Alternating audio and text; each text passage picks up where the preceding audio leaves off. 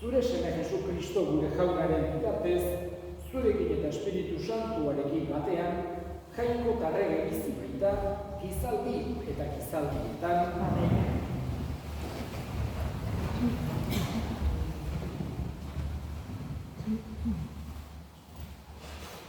Lectura del profeta Ezequiel. Así dice el Señor Dios: yo mismo en persona buscaré a mis ovejas siguiendo su rastro. Como un pastor sigue el rastro de su rebaño cuando se encuentran las ovejas dispersas, así seguiré yo el rastro de mis ovejas, y las libraré, sacándolas de todos los lugares donde se desperdigan el día de los nubarrones y de la oscuridad. Yo mismo apacentaré mis ovejas, yo mismo las haré sastear, oráculo del Señor Dios. Buscaré las ovejas perdidas, haré volver las descarriadas, vendaré a las heridas, curaré a las enfermas, a las gordas y fuertes las guardaré y las apacentaré debidamente. En cuanto a vosotras, ovejas mías, así dice el Señor Dios: he aquí que yo voy a juzgar entre oveja y oveja, entre carnero y macho cabrío. Palabra de Dios. Te alabamos, Señor.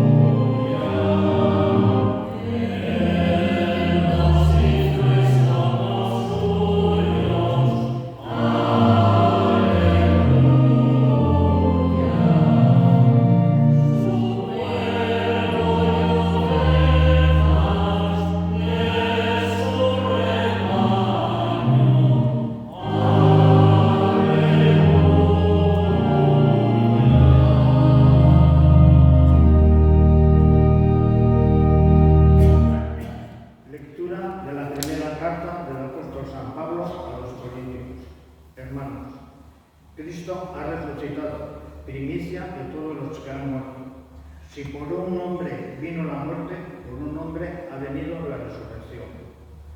Si por Adán murieron todos, por Cristo todos volverán a la vida, pero cada uno en su puesto. Primero Cristo como primicia, después, cuando Él vuelva, todos los cristianos. Después los últimos, cuando Cristo devuelva a Dios Padre su reino, una vez aniquilado todo principado, poder y fuerza. Cristo tiene que reinar hasta que Dios haga de sus enemigos estrado de sus pies. El último enemigo aniquilado será la muerte. Al final, cuando todo esté sometido, entonces también el Hijo se someterá a Dios, al que se lo había sometido todo, y así Dios lo será todo para todos. Palabra de Dios. Te alabamos, Señor.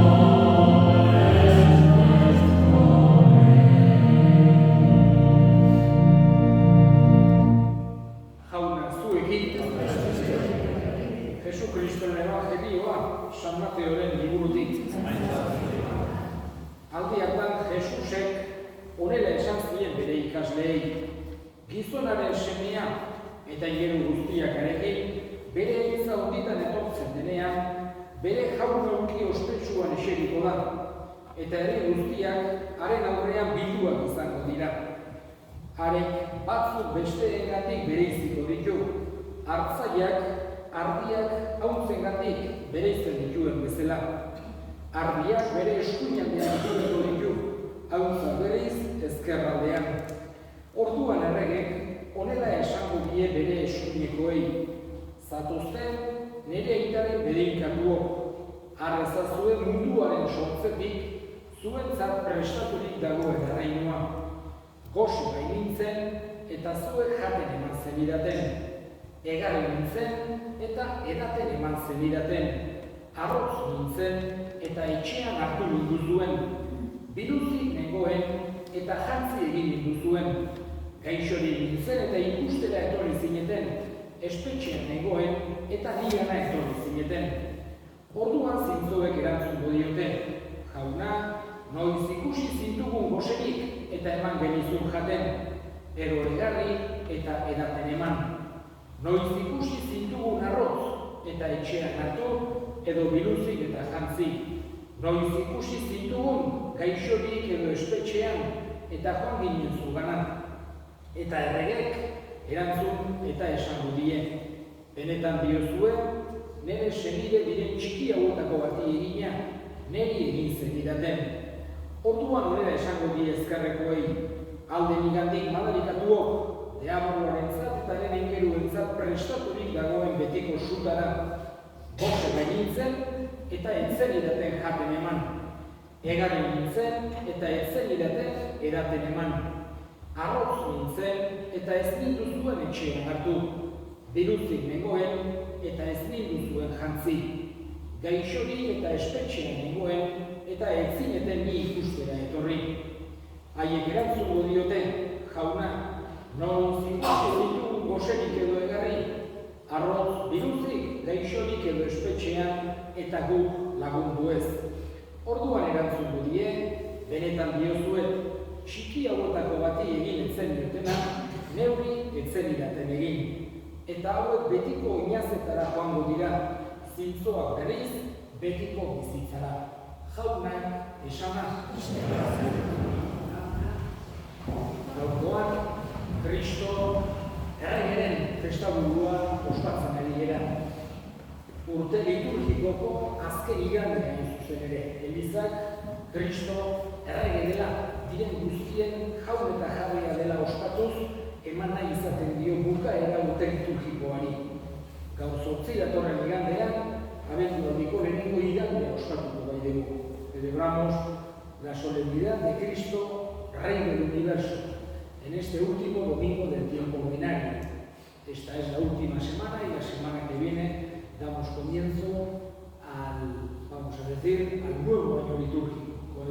domingo de Adviento. Y la Iglesia ha querido, en la, vamos a decir, última reforma litúrgica, antes solía ser distinto, antes de la reforma litúrgica, Cristo Rey solía ser el último domingo de octubre, pero ha querido darle mayor realce a esta solemnidad, dándole, vamos a decir, el puesto de cerrar el año litúrgico, el último domingo, esta consideración de que Jesús es el Rey, el dueño y Señor de absolutamente todo el universo, de todas las cosas, de todas las personas, de todas las realidades. Y es esa, vamos a decir, idea que aparece en el Evangelio, pero también teniendo en cuenta que no es un reino igual que los de este mundo. Cuando dice Jesús, mi reino no es de este mundo, entendemos que no es con la mentalidad, y sobre todo la mentalidad de, vamos a decir, de un rey que quiere imponer con la fuerza, o un rey que quiere pisotear a los enemigos, o un rey que quiere estar por encima de todo sin brillar como alguien más poderoso, o más rico, o más impresionante. No es de ninguna manera la forma en la que Jesús es rey. Antes que eso, o más bien, vemos lo contrario. Jesús nos muestra su realeza con una corona de espinas cuando está en la cruz. No quiere conquistarnos por el miedo o el poder, sino que quiere conquistarnos por medio del amor, la mansedumbre, la humildad. Es un reino que no pretende imponer la voluntad del rey, sino poner justicia y que los miembros del reino sean como hermanos, tengan sus derechos, tengan su amistad, etc. Es el reino de paz, reino de amor, reino de justicia que quiere Jesús que haya en todos nosotros y haya en nuestras casas, haya en nuestros pueblos y haya en el mundo entero. Precisamente el Evangelio que en este ciclo A que estamos terminando, el domingo que viene celebraremos el ciclo B, son 3 ciclos de lecturas dominicales.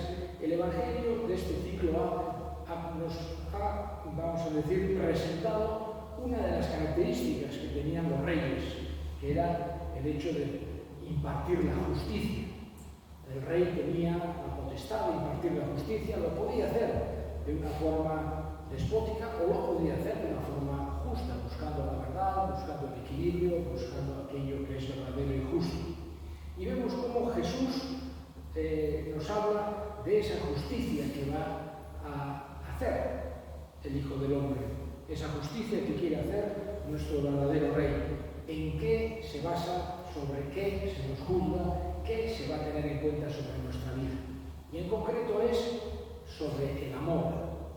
Y sobre el amor llevado, vamos a decir, al ayuda al necesitado, el tratar de ayudar a los demás, el tratar de, por medio de obras, mostrar ese amor que nos tuvo Dios y que quiere que también tengamos unos a otros. Por eso nos ha dicho que por un lado va a separar las ovejas de las cabras y esta es una forma analógica, no quiere decir que las cabras sean las ovejas, pero tiene que poner entonces las ovejas, se entiende que son los que tuve hambre y me diste de comer, tuve sed y me diste de beber, era extranjero y me acogiste en tu casa, estaba desnudo y me vestiste, estaba enfermo y viniste a visitarme, estaba en la cárcel y viniste donde mí.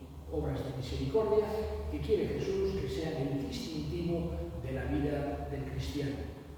Evidentemente no siempre vamos a hacer bien, a veces hacemos mal, pero quiere Jesús que esta sea nuestra hoja de ruta.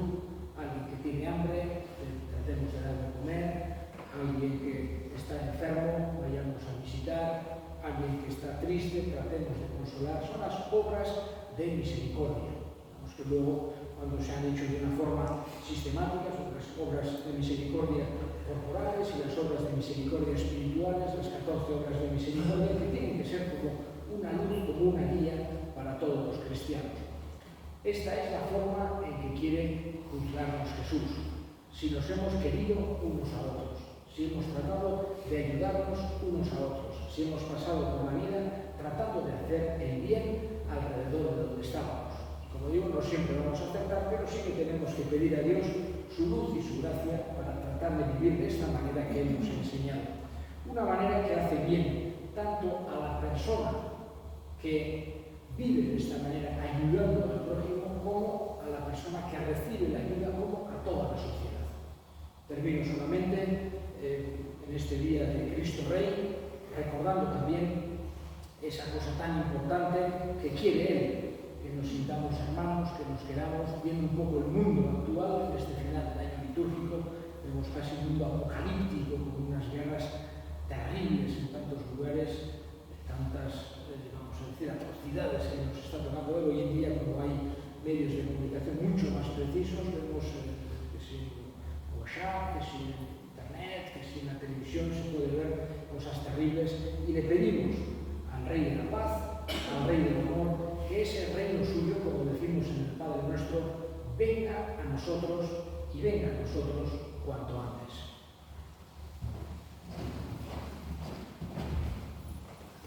Creo en Dios Padre Todopoderoso, Creador del cielo y de la tierra.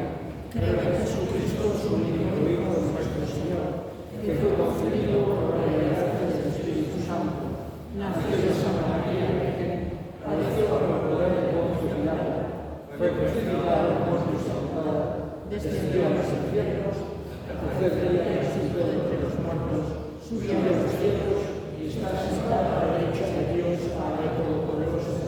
Desde aquí vendrá a juzgar a vivos y muertos. Creo en el Espíritu Santo, la Santa Iglesia Católica, la comunión de los santos, el perdón de los pecados, la resurrección de la carne y la vida eterna. Amén. Y elevemos ahora nuestras súplicas al Señor. Vamos a pedirle a Jesús, Rey del Universo, a Cristo Rey, que su paz, su amor y su justicia reinen en nuestros corazones, en nuestras casas, en nuestros pueblos y en el mundo entero. Roguemos al Señor. Pedimos también a nuestros difuntos. En esta Santa Misa tenemos en cuenta a nuestra hermana María Jesús Arrey, quien estamos celebrando su novenario, y también tenemos en cuenta a Alberto de la Caridad Díaz de Ovides, Isabel Cabrera Peguero y al hijo Luis Enrique Díaz Cabrera, para que Dios los tenga en su gloria, para que desde allí intercedan por nosotros. Roguemos al Señor. Escucha, Padre, la oración que te dirigimos por Cristo nuestro Señor.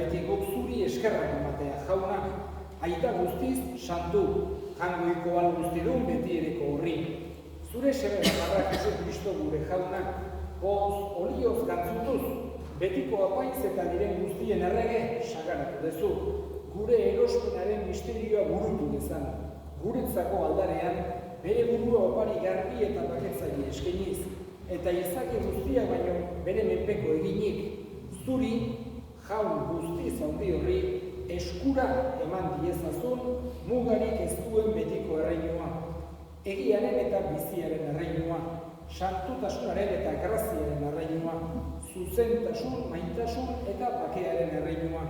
Horregatik, aingero eta goi ingeruekin ahalmen eta nagusitzegin, eta zelko talde guztiekin, zure hitzari goratzarra hau, beti eta beti abestu.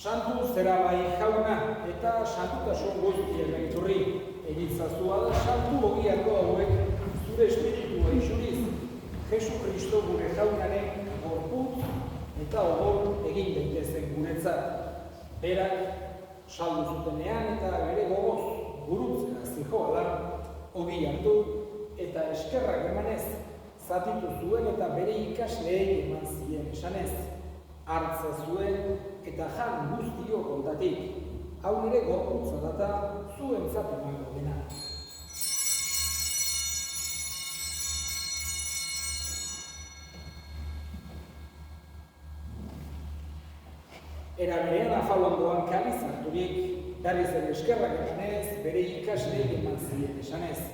Hartzazue eta edan guztio kontatik. Hau nire odolaren kaliza data, itun berri eta betikoaren odola. Zuentzat eta askorentzat bekatuak barkatzeko isuriko dena. Egiztue hau nire odolari.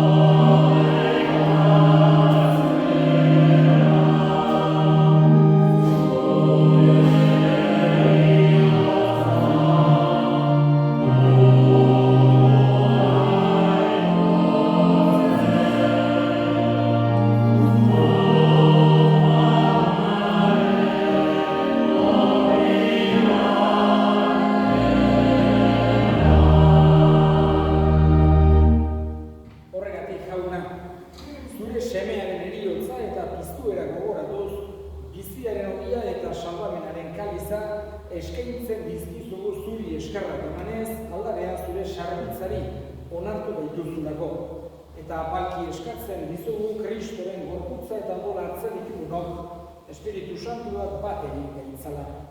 Izango goa jauna mundu guztian zabaldurik dagoen zure egiza. Eramazu maitasun osora Frantzisko gure ita santuarekin. Frantzisko gure hartzaiarekin eta egiz gizon guztiekin batean. Era berean izango goa jauna pizteko itxaropenean joan diran gure senideak eta hildako guztiak ere. Arritzazu zure aurpegiaren argitan.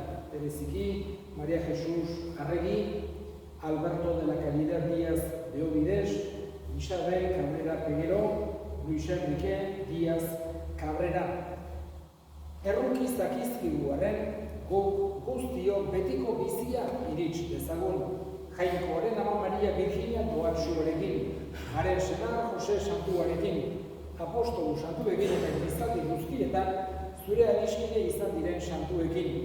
Haiekin batean gore zaitzagun Jesu Kristo zure semearen bitartez. Honen bitartez, honegin eta honengan, zuri aita jangoiko guztikun horri, Espiritu Santuarekin batean, ospe eta gaitza guztia, gizaldi eta gizaldi guztietan.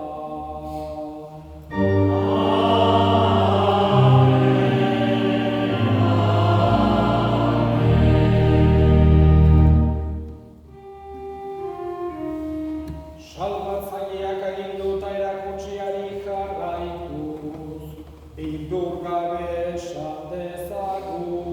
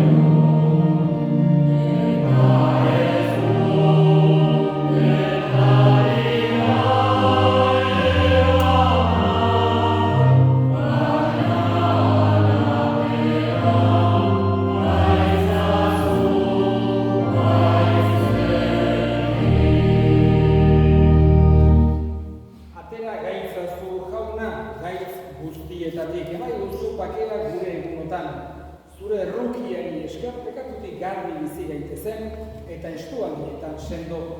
Betiko zorionaren itxaropenean, Jesu Kristo gure salbatzailean noiz etorriko den zain gaudela. Jesu Kristo gure jauna, zuk esana da apostoluei bakea uzten dizuet, nire bakea ematen. Begira zure elizaren sinismenari eta ez gure pekatuei. Eta zure gogoan, bezala, maiozu elizari bakea, eman batasuna, errege bizi baizera, gizaldi eta gizaldietan. Jaunaren bakea beti zuekin. Zue bakea.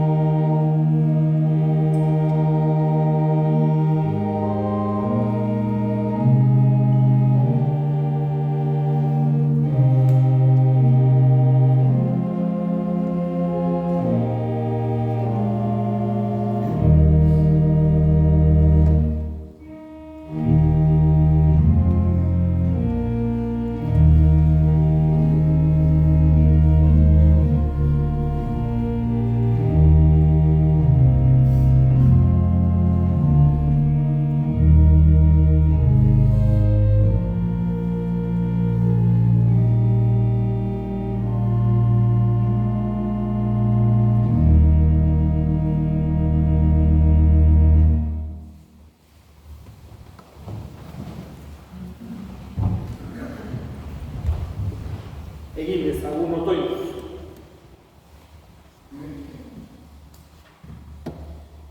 Betiko biziaren ogiaz janaritu gaituzu jauna. Egizu diren guztien erregeren Kristoren esaneko izateaz pozten gerano, berarekin zeruko erreinuan betiko bizi gaitezela. Errege bizi baita gizaldi eta gizaldietan.